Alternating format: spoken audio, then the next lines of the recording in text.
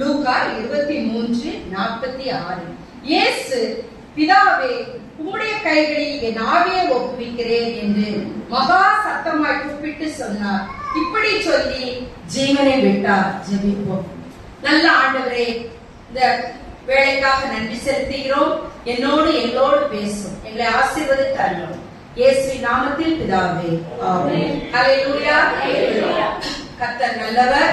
ஆகவே இந்த வருடத்திலும் ஆண்டவர் சிலுவையில் மொழிந்த 7 வார்த்தைகளை குறித்து தியானிக்க கர்த்தர் கொடுத்த கிருபைக்காக நன்றி செலுத்துகிறோம்.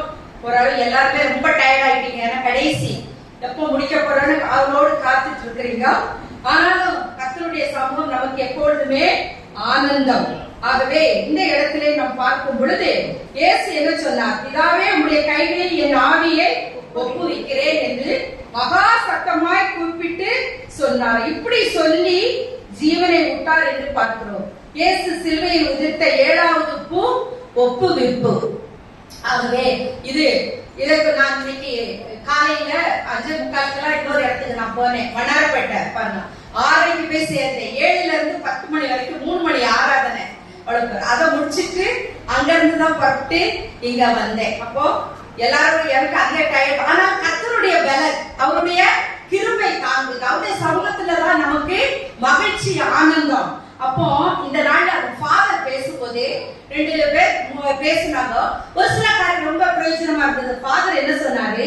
இந்த சிலுவை, இந்த இயேசுவை சிலுவையில் அடைந்த நாள் இது நம்ம துக்கப்படுகிற நாள் அல்ல.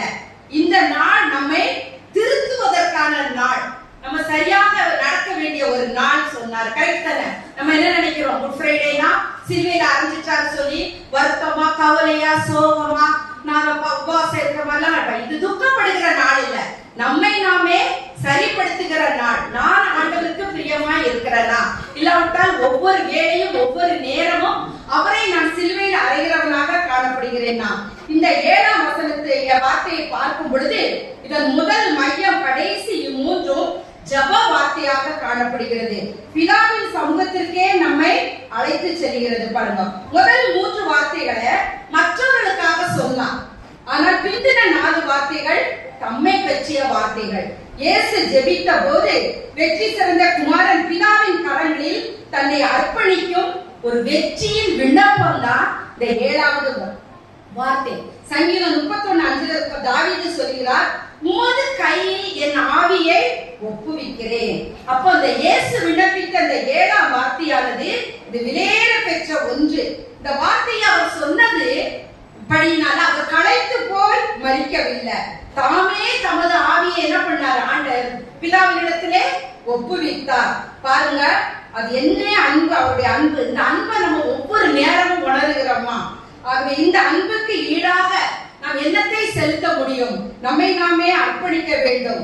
நமது ஆத்மா பாவ மன்னிப்பு அடைவதுடன் அந்த ஆண்டவருடைய சமாதானம், நித்திய ஜீவனையும் பெற்றுக்கொள்ள முடியும். முதலாவதாக பார்க்கும் பொழுது இந்த 7வது வார்த்தை இது ஒரு உறவின் வார்த்தையாக காணப்படுகிறது.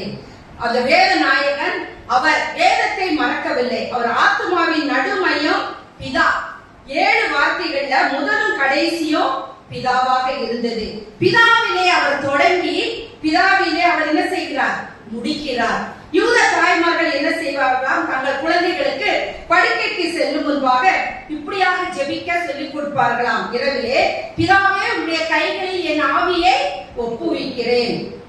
அப்போ இந்த இத்தனை பாடுகள் மத்தியிலும் இந்த வேத வசனங்களை இவர் என்ன பண்ணார்? மறக்கல. ஏன்னா அவங்க அம்மாவும் அவருக்கு சிறு வயது முதலே இந்த வேத வசனங்களை கற்றுக் கொடுத்திருப்பாங்க. ஆகவே இறுதி மட்டும் அவருக்கு வேத வசனங்கள் வாயில் இருந்தது. வேதம் அவருடைய உணவாக இருந்தது. வேத வாக்கியத்தின்படி அவர் பிறந்தார், வளர்ந்தார், நன்மை செய்கிறவராய் சுற்றி திரிந்தார், பாடுகள் பட்டார், மரித்தார். தேவகுமாரனுக்கே வேத வசனம் இவ்வளவு முக்கியமானது என்றால் நமக்கோ உங்களுக்கும் இது எத்தனை அதிகமாக தேவையானதாக காணப்படுகிறது. இந்த 7ஆம் வார்த்தையானது வேத வசனத்தின் முக்கியத்துவத்தை காட்டுகிறது. பாருங்க, சங்கீதத்துல படிக்க வேண்டாம். சங்கீதம் 119:105 சொல்கிறது, உமது வசனம் என் கால்களுக்கு தீபமும் பாதைக்கு வெளிச்சமா இருக்கிறது. 119:165 சொல்கிறது, இந்த வேதத்தை நேசிக்கிறவர்களுக்கு சமாதானம் உண்டு. உடைய வேதம் என் மனமகிழ்ச்சியா இராதிருந்தால் நான் அழிந்து போயிருப்பேன் என்று சொல்லப்படுகிறது. ஆகவே இன்னைக்கு நம்முடைய நிலையில படிக்க முடியாதவங்க இருந்தா பரவாயில்ல, படிக்க முடியறவங்க நம்ம அனுதினமும் அதை வாசிக்கிறோமா, இரவும் பகலும் வேதத்தில் தியானமா இருக்கிற மனுஷன் தான் பாக்கியவான். ஆகவே வேதத்தை நம்ம படிக்கிறது இல்ல, நேசிக்கிறது இல்ல, தியானிக்கிறது இல்ல, ஆலயத்துக்கு வரும்போது வேத புத்தகத்தை கொண்டு வர்றது இல்ல. அப்போ ஆமோஸ் 8:11 சொல்கிறது, வேத வசனம் கிடைக்காத பஞ்சகாலம் வருமா. ஓசியா 4:6 சொல்லப்பட்டிருக்கிறது, வேதத்தை மறந்தால் நானும் உன் பிள்ளைகளை மறப்போம். இப்ப எல்லாமே செல்லு வந்துட்டனால யாருமே என்ன பண்றாங்க, அதிலே படிச்சுக்கலாம், அதிலே பண்ணிட்டு அந்த வேதத்தை கொண்டு வர மாட்டேங்கிறோம். இல்ல, வேதத்தை சுமந்தா ஆண்டவர் நம்ம வயதான போது நம்ம அவர் என்ன பண்ணுவாராம், சுமப்பாராம். ஆகவே இந்த வேதத்தை கனம் பண்ணுவதோட அவர் என்ன பண்ணுவாராம், கனம் பண்ணுவாராம். 1:2 சங்கீதத்திலே பார்க்கிறோம், கர்த்தருடைய வேதத்தில் தான் இரவும் பகலும் தியானமாய் இருக்க வேண்டும். அப்படிப்பட்டவர்கள் பாக்கியவான்கள், அவர்கள் செய்வது எல்லாம் வாய்க்கும். அப்போ இங்க குமாரன் பிதாவோடு கூட இணைகிறார். பிதாவே என்று அன்புடன் அழைக்கிறார். எதற்காக? அவர் நமக்காக நம்முடைய ஆக்கினைகளை அவர் சிலுவையில் ஏற்றார். அவர் மட்டும் அழைக்கவல்ல, நீயும் நானும் அழைக்கவே இந்த ஆக்கினை புயல் அவர் மீது வீசிற்று. இன்றைக்கு நமக்கு எத்தனையோ கவலைகள், வியாதிகள், கடன்கள், கஷ்டங்கள், போராட்டங்கள், பிரச்சனைகள், ஏமாற்றம், நிந்தை, தொல்லை, வறுமை ஒவ்வொரு நாளும் நமக்கு வருகிறது. தொழிலிலே நஷ்டம் இருக்கிறது. ஆனாலும் ஆண்டவர் அவரை நோக்கி பார்க்கும் பொழுது நம்மை அவர் கைவிடவே மாட்டார். ஆகவே இந்த ஆக்கினை இல்லாமல் இருக்கவே தான் ஆண்டவர் என்ன செய்தார், நமக்காக அந்த சிலுவையிலே அவர் ரத்தம் சிந்தினார். ஆகவே இதை நாம் உணர வேண்டும். இரண்டாவதாக, பிதாவின் கைகளே நித்திய கடமை. இது ஒரு உறுதியின் வார்த்தை, இது உத்தரவாதத்தின் வார்த்தையாக காணப்படுகிறது. இந்த பிதாவின் கரம் நம்மை அரவணைக்கிற கரமாக காணப்படுகிறது. பிதாவை பார்க்கிறார் பாருங்க, அதுவே அவருக்கு போதுமானதாக இருக்கிறது. அன்னைக்கு யாபேஸ் ஜெபித்தான். 1 நாளாகமம் 4:10, உமது கரம் என்னோடு கூட இருந்து தீங்கு என்னை துக்கப்படுத்தாதபடிக்கு அதற்கு என்னை விலக்கி காத்தருளும். பாருங்க, நம்பிக்கையும் அவனுடைய மேலான விசுவாசத்தையும் காட்டுகிறது. கர்த்தர் அவன் வேண்டியபடி அவனை ஆசீர்வதித்தார் என்று பார்க்கிறோம். இங்கு இந்த மரணத்தின் தரிசனமானது ஒரு வெற்றியின் தரிசனமாக மாறுகிறது. ஆண்டவர் பிசாசின் கையிலே அவர் தமது ஜீவனை என்ன பண்ணல, ஒப்பு கொடுக்க இல்லை. பிசாசு பல வகையில சோதிக்கிறான், கஷ்டத்தை கொடுக்கிறான். ஆனா இயேசுவானவர் பிதாவின் மேல் நம்பிக்கையும் உறுதியான விசுவாசமுடையவராய் இருந்தபடியினால், பிதாவே உமது கைகளில் என் ஆவியை ஒப்புவிக்கிறேன் சொல்றார். என்ன அற்புதமான ஒரு வார்த்தை என்று பாருங்கள். இன்னைக்கு மரண தருவாயில பல தலைவர்கள் ஐயோ இப்படியாக பேசுவதாக எழுதப்பட்டிருந்தது. ஒருத்தர் என்ன சொல்றாராம், மரிக்கும் போது ஐயோ எனக்கு பயமாக இருக்கிறதே என்று கூறி உயிரை விட்டாராம். ஒருத்தர் சொன்னாராம், இருள் என்னை சூழ்ந்து கொள்கிறது, எங்க பார்த்தாலும் இருளாக இருக்கிறது, வெளிச்சம் இல்லை என்றாராம். இன்னொருவர் என்ன செய்தாராம், அருகில் இருந்தவங்களை எல்லாம் திட்டி சபித்து அவர் என்ன பண்ணாரா, ஜீவனே விட்டாராம். ஆனா இயேசு அவ்வாறு இல்லை. இயேசு எப்பொழுதும் தம்மை முற்றிலும் பிதாவுக்கு அவர் ஒப்புவித்து எல்லாவற்றையும் செய்தார். நீங்களும் நானும் அவருக்கு அடங்கி அவருக்கு பிரியமாக ஜீவிப்போம். ஆனால் எல்லாவற்றிலும் நம்ம வெற்றி கிடைப்பது நமக்கு நிச்சயமாக இருக்கிறது. அவர்கள் ஜபத்தோடு துவங்கி அவர் என்ன செய்கிறார், ஜபத்தோடு முடிக்கிறார். ஜபத்தின் ஆவியை காட்டுகிறது. முதல்ல வேத வசனத்தை காண்பித்தது, இப்போ ஜபத்தை காட்டுகிறது.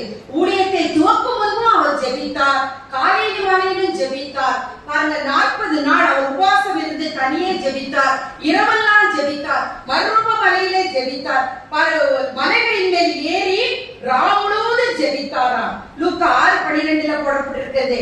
அவர் வனாந்தரமான ஒரு இடத்துக்கு போய் அங்க ஜபம் பண்ணினாராம். மார்க் 1:35 போடப்பட்டிருக்கு. இப்படி ஜபமே அவருடைய மூச்சாக காணப்பட்டது என்று பார்க்கிறோம். ஆகவே மறுரூப மலையிலே ஜெபித்தார், எக்ஸமனையிலே ஜெபித்தார், கடைசியில எங்க ஜெபித்து முடித்தார், சிலுவையிலே ஜபத்தை செய்து அவர் முடிக்கிறதை நாம் பார்க்கிறோம். இன்று நம்முடைய ஜப வாழ்வு கூட எப்படி இருக்கிறது, நம்ம எவ்வளவு நேரம் ஜெபிக்கிறோம். எங்க மாமியார் அடிக்கடி சொல்லுவாங்க, ஒரு நாளைக்கு 24 மணி நேரம்னா 2 மணி 40 நிமிஷம் தசம பாகம் ஜபத்துக்கும் கொடுக்கணும், பணத்துக்கும் கொடுக்கணும், ஜபத்துக்கும் கொடுக்கணும்னு சொல்லுவாங்க. அவங்க ஜெபித்தாங்க. அதை பார்க்க ஜெபிக்க இப்ப என்ன பண்ணல, ஆனா இப்ப ரொம்ப குறைந்து விட்டது. ஆதியெல்லாம் ரொம்ப அதிகமா ஜெபித்தோம், முழங்கற்பட முடிஞ்சது, இரவெல்லாம் இப்ப குறைவுதான். ஆனாலும் நம்மை ஒவ்வொரு நாளும் புதுப்பித்து முடிகிற அளவுக்கு நம்ம என்ன பண்ணணும்? ஜெபிக்கிறவர்களாக காணப்பட வேண்டும். பாருங்க, சொல்லி என் ஆவியை ஒப்படைக்கிறேன். ஆகவே இது ஒரு உத்தமத்தின் வார்த்தையாக காணப்படுகிறது. அவர் சரீரத்தை ஒப்படைக்கவில்லை, தன்னுடைய ஆவி, தன்னுடைய ஜீவனை ஒப்படைத்து அதிலே வெற்றி பெறுகிறதை பார்க்கிறோம். கடைசி காணிக்கை என்னது? சிலுவையில் அவர் செய்ததை தான் அவர் வாழ்நாள் முழுவதுமே செய்தார். சொன்னதை செய்தார், செய்ததை சொன்னார். நம்ம என்ன பண்றோம்? நம்ம சொல்வதை செய்வதில்லை, செய்வதை சொல்வதில்லை. ஆனா இயேசு அப்படிப்பட்டவர் அல்ல. அவருடைய ஒப்பு கொடுத்தலே அவருடைய ஊழியத்தின் வார்த்தையாக இருந்தது. D.L. மூடி என்ற அறிஞர் சொன்னாராம், அவர் மரிக்கும் போது, உலகம் கடந்து போகிறது, பரலோகம் எனக்காக திறக்கப்பட்டிருக்கிறது என்று சொன்னாராம். ஜான் நியூட்டன் என்ற வேத அறிஞர் சொன்னாராம், சில வினாடிகளில் நான் நித்திய ஜீவனுள்ள தேசத்திற்கு கடந்து போகிறேன் சொன்னார். அவங்களுக்கெல்லாம் அந்த நிச்சயம் இருந்தது. நான் மரித்தாலும் கூட பரலோகத்துக்கு போவேன், இயேசுவை சந்திப்பேன் என்ற அந்த நிச்சயம் இருந்தது. ஆனா வால்டேர் என்ற வேத அறிஞர் சொன்னானா, மனுஷராலும் தேவனாலும் நான் கைவிடப்பட்டவனாய் காணப்படுகிறேன் என்று சொன்னாராம். பிரான்ஸ் நாட்டை ஆண்ட சார்லஸ் என்ற அரசர் சொன்னாராம், என் வாழ்விலே எத்தனை இரத்தங்கள், கொலைகள், அநியாயமான ஆலோசனைகளை பின்பற்றினேன், இன்றைக்கு நான் இந்த நிலையிலே தள்ளப்பட்டிருக்கிறேனே என்று சொன்னாராம். ஒரு நாத்திகர் நிராபி என்பவர் சொன்னாராம், நித்தியத்தை நினைத்தால் எனக்கு நடுக்கமாக இருக்கிறது என்று சொன்னாராம். ஆனா ஸ்தேவானை பாருங்க, நீங்க வீட்டில் சென்று படித்து பாருங்க. அப்போஸ்தலர் 7:56 வானங்கள் திறந்திருக்கிறதையும் மனுஷகுமாரன் தேவனுடைய வலது பாரசத்தில் நிற்கிறதையும் அவர் பார்த்தார். அவர் என்ன சொல்கிறார்? இயேசுவே என் ஆவியை ஏற்றுக்கொள்ளும் என்று சொல்லி ஆண்டவரிடத்தில் அவர் ஒப்பு கொடுத்ததை நாம் பார்க்கிறோம். ஆகவே அவருடைய வார்த்தை, இயேசுவின் கொடூரங்களை வென்று அவர் ஒப்பு கொடுக்கிறார். அந்த வார்த்தையானது ஒரு வெற்றி முழக்க வார்த்தையாக காணப்படுகிறது. பிதாவின் கையிலிருந்து யாரும் அவரை பறிக்க முடியாது. முதலும் மையமும் கடைசியும் ஆண்டவருடைய பிதாவின் சமூகத்திற்கே அவரை அழைத்து செல்கிறதாக காணப்படுகிறது. ஆகவே இந்த காலவேளையில் வந்திருக்கிற நாம் நாமே ஆராய்ந்து பார்ப்போம். 7வது வார்த்தை இயேசுவானவர் சிலுவையில் மொழிந்த வார்த்தை. முதலாவது இது ஒரு உறவின் வார்த்தையாக இருந்தது. 2வது ஒரு உறுதியின் வார்த்தையாக இருந்தது. 3வது ஒரு உத்தமத்தின் வார்த்தையாக இருந்தது. மார்ட்டின் லூத்தர் ஒரு நாள் தன்னுடைய அறையிலே உட்கார்ந்து அவர் வேதத்தை படிக்கும் போது பிசாசு அவன் முன்னால் வந்து நின்று அவர் செய்த பாவங்களை எல்லாம் எழுதி சிரித்தானாம். இவ்வளவு பாவம் செய்திருக்கிறிய, நீ எப்படி பரலோகம் போக முடியும்னு சொல்லி. ஆனா உடனே அவர் என்ன பண்ணார்? தன் கையில் இருந்த அந்த பேனாவுடைய சிவப்பு மையினால் அதை கொட்டிச்சான். கொட்டி அந்த பாவங்கள் எல்லாம் அந்த சிவப்பு மையில என்ன அழிந்து போயிற்று. இன்னைக்கு நாம கூட செய்த தவறுகளை மன்னிப்பதற்கு ஆண்டவர் கிருபை உள்ளவராய் இருக்கிறார். அதுக்காக செய்துட்டு மன்னிப்பு கேட்க கூடாது. ஒரு முறை செய்து விட்டால் அதற்கு பிற்பாடு அதிலிருந்து நம்ம என்ன பண்ணணும்? விடுதலை பெற்றவர்களாக காணப்பட வேண்டும். ஆகவே இதுல பாருங்க, லூக்கா 23:47-48 நீங்க வீட்டிலே சென்று படித்து பாருங்கள். நூற்றுக்கல்வி இதை எல்லாம் சம்பவித்ததை பார்த்து என்ன சொல்லுகிறான்? தேவனை மகிமைப்படுத்துகிறான். என்ன சொல்றார்? மெய்யாகவே இவர் நீதிபரனா இருந்தார். ஹல்லேலூயா. ஆகவே அவர் நீதிபரர். ஆகவே இன்றைக்கு நாம் எவ்வளவு காலம் வாழ்ந்தோம் என்பது முக்கியம் அல்ல. வாழ்கிற இந்த ஒரே வாழ்க்கை நாம் எப்படி வாழ்கிறோம், எப்படி முடிக்கிறோம் என்பதுதான் முக்கியம். நம்முடைய சரீரத்தை மட்டுமல்ல, நம்முடைய ஆத்மாவையும் நித்திய ஆக்கினையிலே சாக அடிக்க வல்ல அந்த கிறிஸ்துவுக்கே நம்ம என்ன பண்ணணும்? பயப்படுகிறவர்களாய் காணப்பட வேண்டும். பாவத்தை வெறுக்க வேண்டும். ஆனா என்ன பண்ணணும்? பரிசுத்தரை நாம் ஆராதிக்க வேண்டும். ஆகவே ஒளியின் பிள்ளைகளாக நாம் வாழ வேண்டும். நல்ல ஜீவியத்தை, நல்ல முடிவை நாம் பெற்றவர்களாக இருக்க வேண்டும். நமக்கு ஏற்ற வேலை வரும்போது என்ன சொல்லலாம்? இயேசுவே உமது கையில் என் ஆவியை ஒப்புவிக்கிறேன் என்று சொல்லி சந்தோஷமாக மறுமையிலே நாம் பிரவேசிக்கலாம். ஆகவே இந்த குட் ஃப்ரைடே வந்திருக்கிற நாம் கிறிஸ்தவர்களாக எத்தனை ஆராதனைக்கு போனாலும், எத்தனை முறை திருவிருந்து எடுத்தாலும், எவ்வளவுதான் நம்ம பணத்தை கொடுத்தாலும், நமது ஜீவியத்தில் ரட்சிப்பின் மாறுதல் இயேசு இல்லாவிட்டா ஒண்ணுமே இல்லை. நம்ம ஜீரோ தான், பூஜ்ஜியம் தான். ஆனா ஒண்ணுமே இல்லைன்னா கூட இயேசு நம்ம இடத்துல இருந்தா நம்ம தான் ஹீரோ. ஆகவே நாம் ஒளியின் பிள்ளைகளாக நாம் ஆடுவோம். நமது முடிவு ஏமாற்றமாக இருக்கக்கூடாது. எந்த நேரத்துல ஆண்டவர் நம்மை அழைத்தாலும் இதோ வருகிறேன் என்று சொல்லக்கூடிய அந்த உத்தம ஜீவமுள்ள வாழ்க்கை ஒவ்வொரு நாளும் வாழணும். அதற்கு நம்ம ஜெபம் செய்யணும், நம்ம வேதத்தை படிக்கணும், ஆண்டவருடைய காரியங்களில பங்கெடுக்கணும், ஆலயத்துக்கு வரணும், அவருக்கு கொடுக்கணும். அப்படி செய்யும் போது கர்த்தர் நம்மை ஆசீர்வதிப்பார். இந்த குட் ஃப்ரைடே நமக்கு ஆசீர்வாதமாக இருக்கும். கர்த்தர் நம்மை ஆசீர்வதிப்பாராக. ஆமென்.